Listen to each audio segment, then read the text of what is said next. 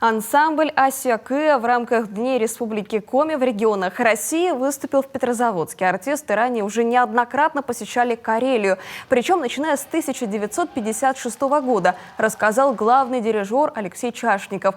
Наши культуры связывает и артистическое партнерство. Так, худруком нашей филармонии в этом году стал заслуженный артист Карелии Владислав Косарев.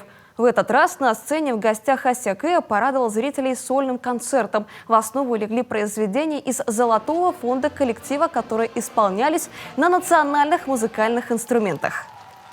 Издает очень громкий и характерный звук для него.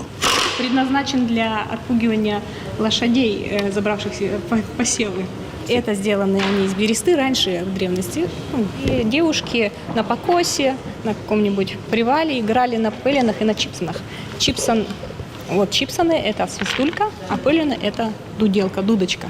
Мелодия создается за счет чередования трубочек. То есть не один человек, 4-5 человек, они играют разными трубочками, за этот счет создается мелодия. В рамках этого проекта власти Коми отдали приоритет именно северо-западному округу. 4 октября гастроли открыл Калининград. Сегодня наши в Вологде, далее до конца года Новгород, Архангельск, Северный Кавказ. Это не только Асия-Кы, но весь цвет нашей гордости, солисты и эстрадные ансамбли филармонии.